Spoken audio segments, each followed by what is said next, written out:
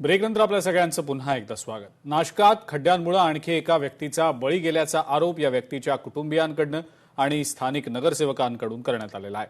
सातपूर परिसरात रस्त्याच्या कडेला उभ्या असताना दुचाकीचा धक्का लागून दिलीप काळे हे रस्त्यावरच्या खड्ड्यात पडले होते। खड्ड्यातील दगड डोक्याला लागल्याने ते गंभीर जखमी झाले आणि तब्बल 24 दिवस ते कोमात होते। अखेर काल त्यांचा मृत्यू झालाय।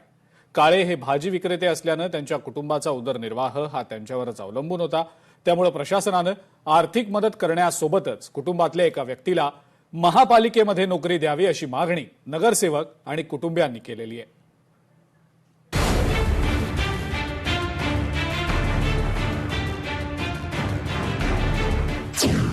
नाशिकातले खड्डे बनले जीव घेणारे अड्डे। 7 जणांचा खड्ड्यांमुळे बळी, जबाबदार कोण? कुंभमेळ्याची कामे, रस्त्यांची दुर्दशा, नागरिकांच्या मुळावर।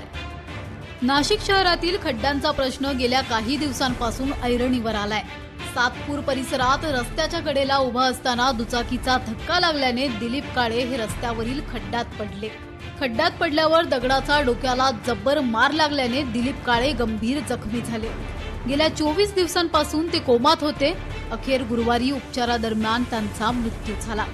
दिलीप काळे हे भाजी विक्रीचा व्यवसाय करत होते। कुटुंबाचा संपूर्ण उदरनिर्वाह त्यांच्यावरच अवलंबून होता। त्यांच्या मृत्यूमुळे कुटुंबावर दुःखाचा डोंगर कोसळलाय। दोन्ही बाजूचे वळण ते चुकत होते, पण तिथं 2 खड्डे होते। एक ह्या बाजूने होता, एक या बाजूने, आणि तिकडून मोटरसायकलवाला आला आणि तो खड्डा वाचवता त्या खड्ड्यातून वर निघाला आणि माझ्या मिस्टरांना धडक दिल्या माझे मिस्टर खाली कोसळले आणि तिथं मोठा दगड होता। त्या दगडावर डोकं आपटलं। माझे घरवाले तर गेले।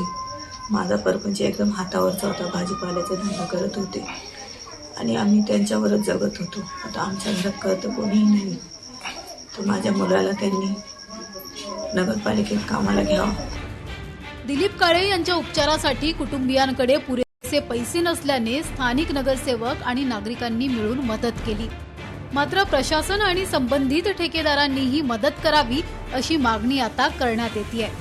काळे कुटुंबातील एका व्यक्तीला महापालिकेत नोकरी देऊन कुटुंबाला आधार द्यावा अशी मागणीही करण्यात आली आहे। मी पंचनामा पूर्ण वाचला नाही व्यवस्थित, तर मग त्यांनी तिथे फक्त अपघाताचीच नोंद केली असली आणि खड्ड्यांमध्ये त्यांचा पाय सटकून त्यांचा डोक्याला मार लागल्याची नोंद तिथे केली नाही त्यांनी। आता आमची मागणी एवढीच आहे की आमच्या घरात करता माणूस गेल्यामुळे आम्हाला एक महानगरपालिकेमध्ये एक जागा द्यावी कामासाठी। यापूर्वी खड्ड्यांमुळे झालेल्या अपघातांमध्ये मृतांच्या कुटुंबियांना मदत करण्यात आली। त्याचप्रमाणे दिलीप काळे यांच्या कुटुंबालाही आर्थिक मदत द्यावी अशी मागणी नगरसेविका सविता काळे आणि नगरसेविका सोनाली भांदुरे यांनी केली।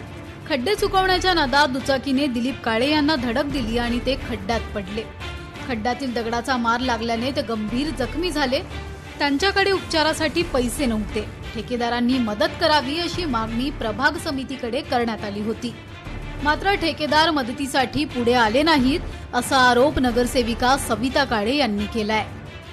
प्रभाग सभापती कॅबिनला मागणी केली त्यांना पैसे संबंधित ठेकेदाराकडून द्यावे, पण तोच ठेकेदार काय आला नाही। शेवटी त्यांना नाविलाजाने त्यांना आडगाव मेडिकल कॉलेजला ऍडमिट करण्यात आलं।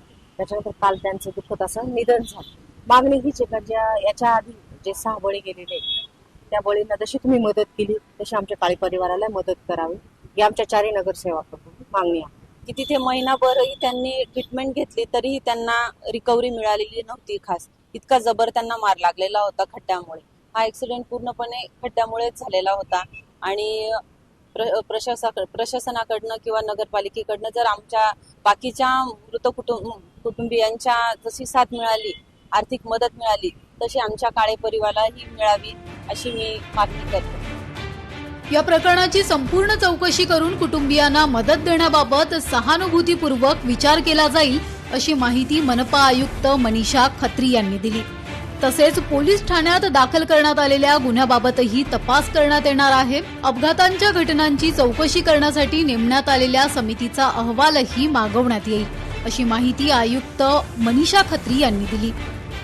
नेमकं काय कारणाने असं झालंय परंतु आमच्याकडे जसं आम्ही आता थोडा ह्याची समिती पण स्थापित केलेली आहे हायकोर्टाच्या निर्णयामुळे. आपले जीबीमध्ये पण ती रुलिंग होऊन गेलेली आहे. ज्या लोकांचा असा काही समजा खड्ड्यामुळे जर नेमका स्पेसिफिक हे झाला असेल तर त्याची आपण चौकशी करून त्याला सगळी मदत देतो. तो तर आपला ठरलाच आहे, ऑलरेडी दिली पण आहे काही लोकांना, 6 लोकांना. येस. तर त्याप्रमाणेच परंतु आता काय पोलीसची FIRचं पण त्याच्यात बघावं लागेल. नाशिकमधील खड्ड्यांचा विषय सध्या गाजताना दिसतोय.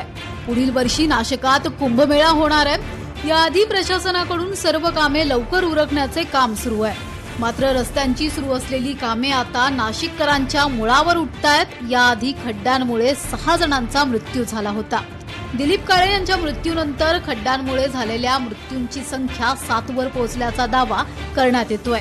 आता प्रशासन या मृत्यूची दखल घेऊन काळे कुटुंबियांना मदत करणार का, याकडे सर्वांचं लक्ष लागलंय. महेश महाले, लोकशाही मराठी, नाशिक.